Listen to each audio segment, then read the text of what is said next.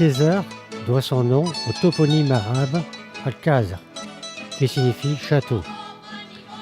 Le village est fondé au IXe siècle par Jalaf et Racide, qui bâtit la forteresse sur un piton rocheux entre le Barranco du Berro à droite et celui de la Fuente à gauche.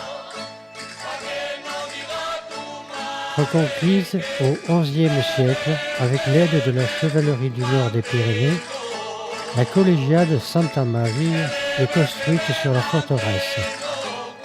On remarque les arcades de la galerie du cloître sur la photo. En bas du village, l'église Saint-Michel, construite à la fin du XVIe siècle. Une rue couverte, une maison s'agrandit par une construction au-dessus de la rue. Blason du XVIIIe siècle avec un home.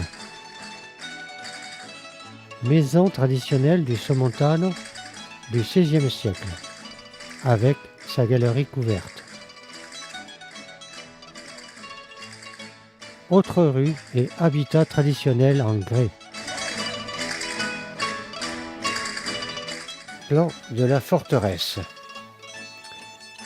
Entrée en bas à gauche, chemin d'accès entre les deux murailles montant vers une deuxième porte, puis en 6, une petite place, où se situe l'entrée de la collégiale en 8.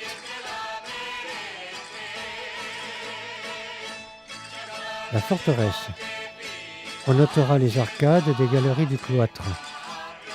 Deuxième entrée et blason au-dessus de la porte, peut-être thème de la Pentecôte.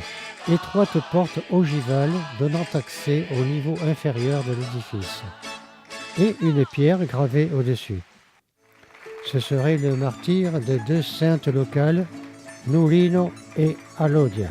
La porte ogivale et au-dessus la galerie du cloître. Plan de l'ensemble de la collégiale Santa Maria. De l'église primitive ne reste plus qu'un mur. Le cloître a une forme irrégulière. Le cloître et ses colonnes géminées. Seule la galerie nord est du XIe siècle. Les autres datent des XIIIe et XIVe siècles. Peinture murale du XVIe siècle sur les murs du cloître. Le cloître et ses deux niveaux. Chapiteaux historiés sur les colonnes géminées, seulement au côté nord, rescapé du XIe siècle. À partir de l'entrée, on compte 6 chapiteaux historiés. Ici, le premier chapiteau, sur le thème du sacrifice d'Abraham. On voit, à la partie supérieure, Abraham sacrifie son fils Isaac, tandis que la scène inférieure représente le sacrifice d'un veau pour le repas. Sur une autre face de ce chapiteau, Sarah pétrit la pâte à pain. Le deuxième chapiteau pourrait représenter la consécration de l'Église. En effet, on y voit un évêque avec sa crosse. Un personnage tient une énorme clé devant lui, un autre tient un seau, et un autre un long rouleau ouvert. Sur le troisième, le thème de la création de l'homme par un Dieu à 3 têtes, la Trinité, situé dans une mandorle tenue par 4 anges, dont 2 dans des positions très acrobatiques. Le quatrième représente l'arche de Noé. On y voit 3 ponts. Sur le pont inférieur, des mammifères, pont moyen avec Noé et sa famille et le pont supérieur avec des oiseaux.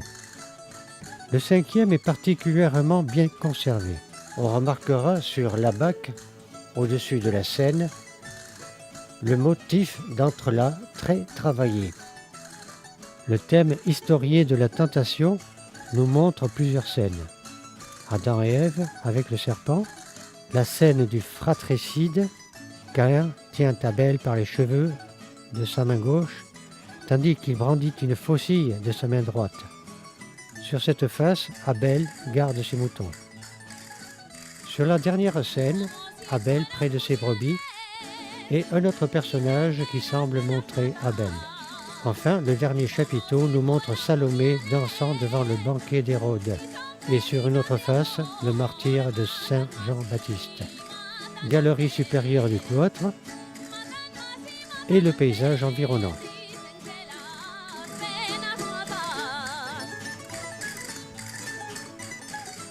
Le village depuis le rempart. Dernier regard sur la collégiale forteresse. Sur son versant ouest,